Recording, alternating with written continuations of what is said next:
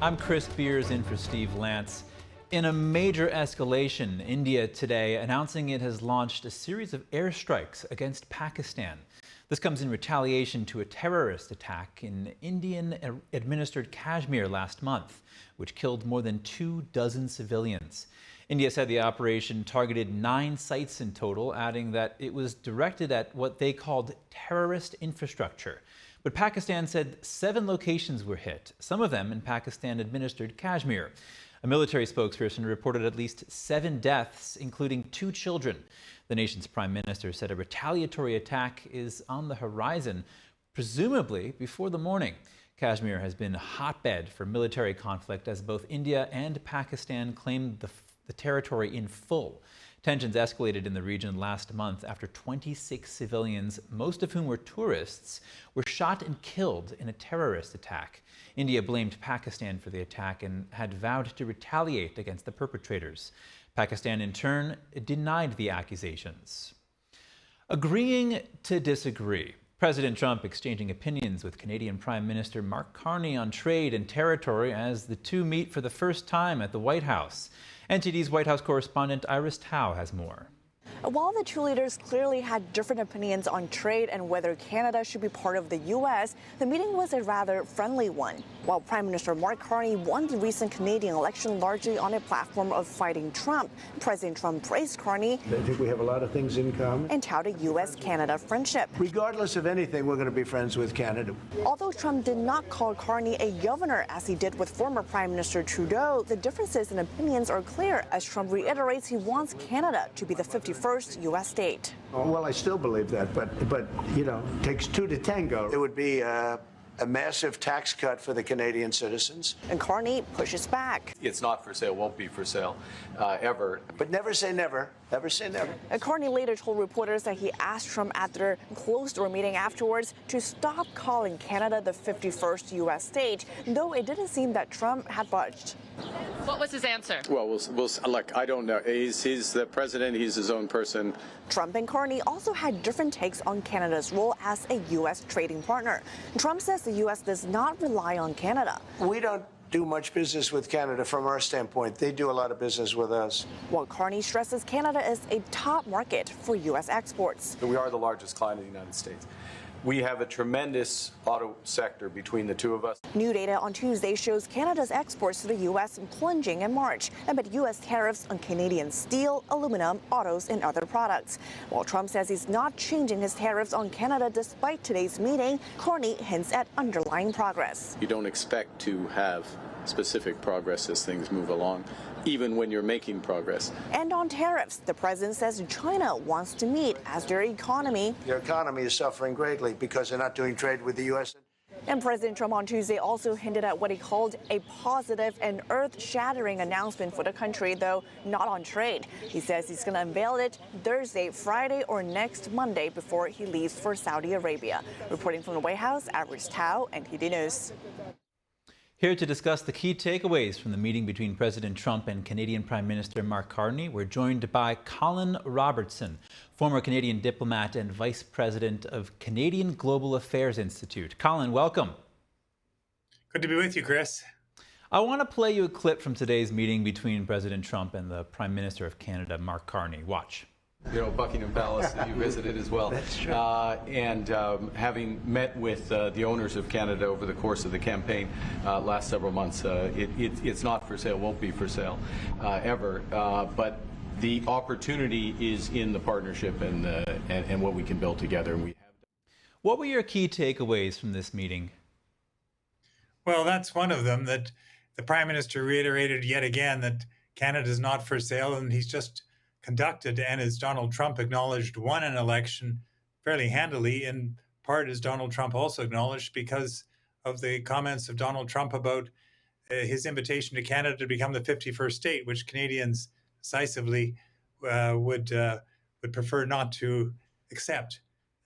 So that out of the way, although it may come back because Donald Trump is Donald Trump, and it does rile Canadians, I think what was important is that they had a constructive conversation, and we've started a series of discussions around defense and security, around trade and the economy, and around the border, and about geopolitics, because there's going to be a G7 meeting in Kananaskis next month that Donald Trump said he would come to.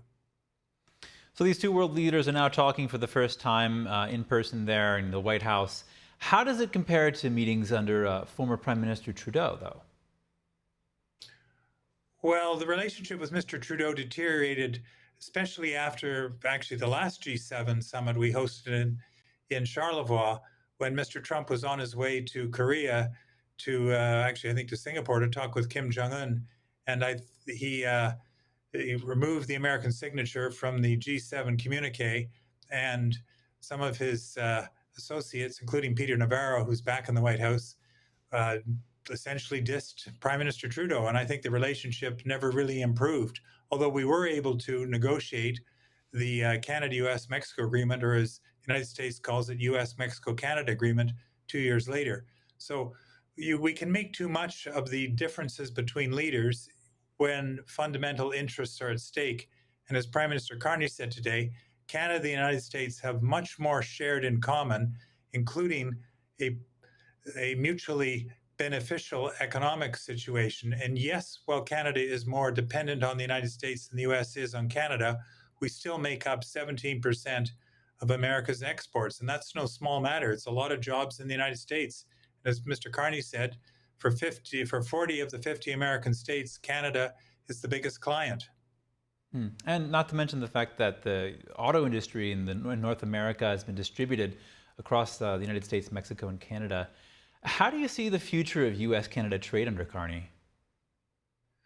Well, that's going to be the subject for the negotiation. Obviously, we would like to keep the existing agreement, which in 2000, Donald Trump, he negotiated. He said it was the greatest deal ever negotiated. Now he wants to make revisions, or as he suggested, perhaps use it as a transitional document. What that means remains to be determined. But what is important is that we're actually sitting down and talking now.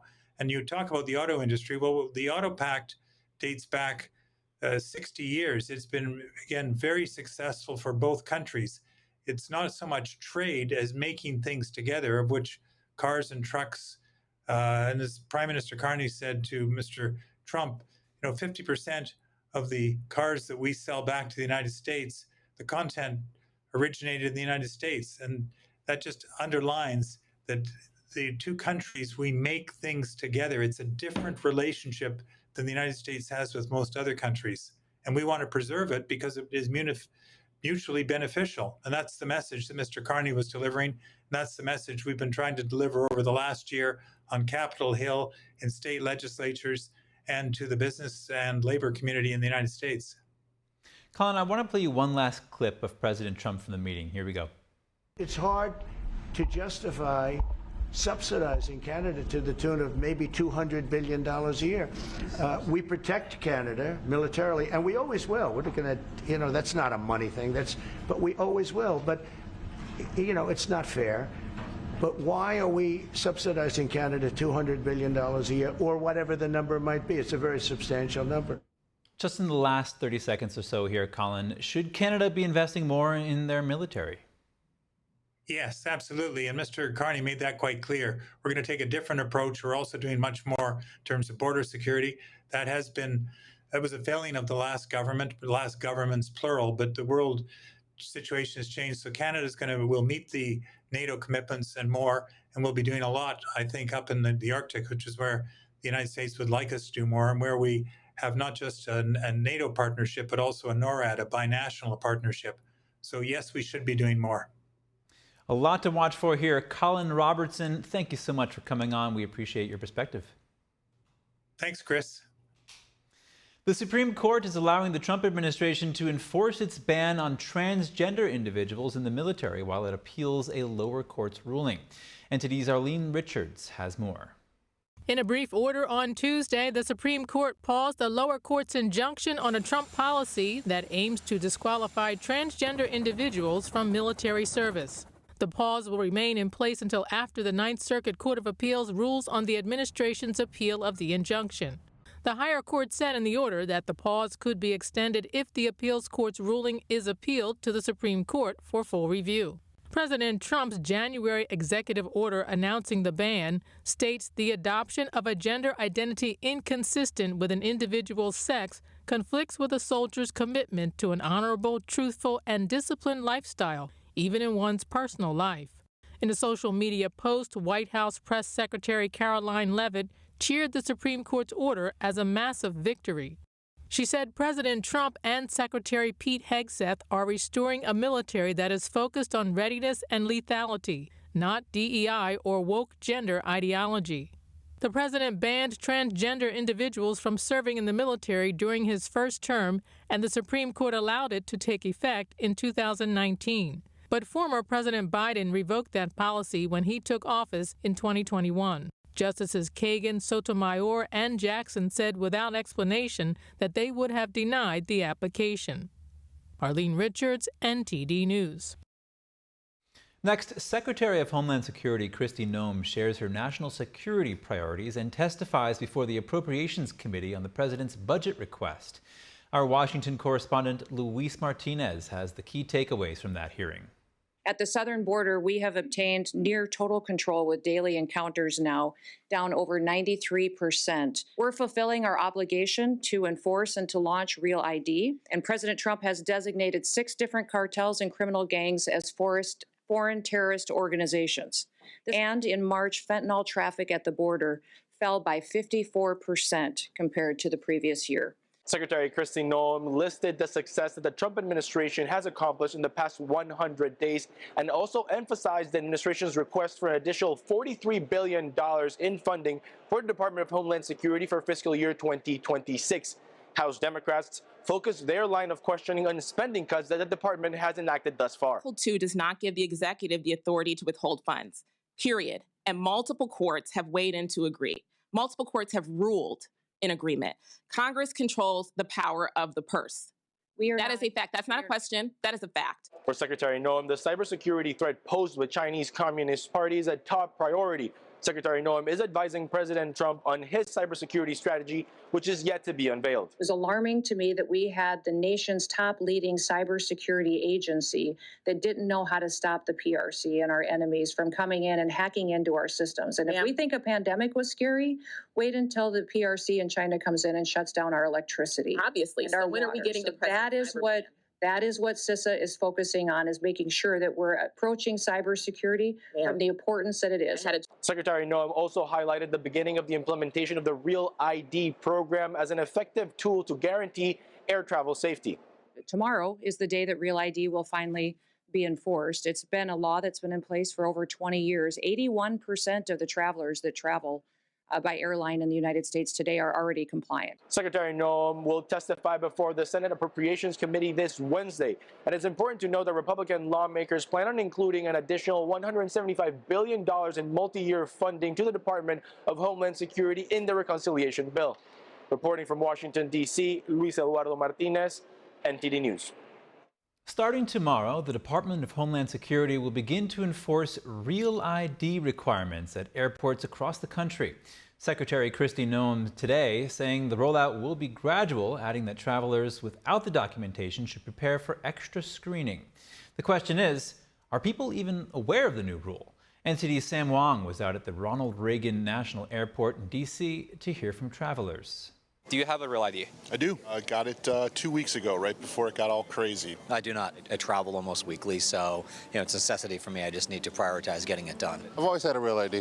When it came out, I got mine immediately. I just relocated up to Montana. I had one when I lived in Nevada, and so it's just easier to travel with a Real ID. Nevada. I'm from Nevada, Las Vegas. Yeah, me too. Las Vegas. We've had it for a long time. Where are you from again? Kansas. Yeah, everybody's driver's license just has this little star on it. Oh, for sure. All right, let's get closer to that number right there. I think my license expired and it came with the new star. When was it when you renewed your license? I can't remember. I used to drive semis, so I already had it. I got it at that point probably a couple years ago. So. Did you know there was difference between a regular driver's license and a Real ID? Yes, I do. I do have a passport and I do have a government ID, so I feel like that's probably enough for right now. And are you aware of the upcoming mandate? Yes, yeah, that starts tomorrow. Yeah. I am. That's why I'm traveling with my passport today. I am not. Just find out now? I just found out from you, yeah. I saw it got pushed back, but it was May or August or something that was supposed to be. I guess due to the administration or people just can't get it fast enough. I don't know what it is. I did, and I made sure I had all my paperwork before I went and got it. And I waited to the last minute, but I made an appointment and got in and got in quick. You're a smart guy. Try to be. 2 + 2 is 5. Do you plan on getting one? I absolutely do, yes. Probably when I renew my driver's license, but probably not going to make a special trip to the DMV since it's going to take a whole day probably. How's it looking over there at the DMV? Are people lining up to get it? How long's the wait? There's lines around the block. Some of the guys I work with waited for about 3 hours, 4 hours, and then got denied. I don't think I've ever been to the DMV and gotten it done in less than half a day. I feel bad for the people that have to go do it, but Kansas is ahead of the game, so it was pretty painless. Oh, it's always been lines. It's just you were more tolerable back then. And COVID just amped everybody up, made them all impatient. I've heard some horror stories of a colleague in Chicago that said he waited in line for about 3 hours outside to get in the DMV. I'm trying to actually see if I can do it online. Thank you for watching the Capitol Report. If you want to see our full broadcast, check us out at epochtv.com.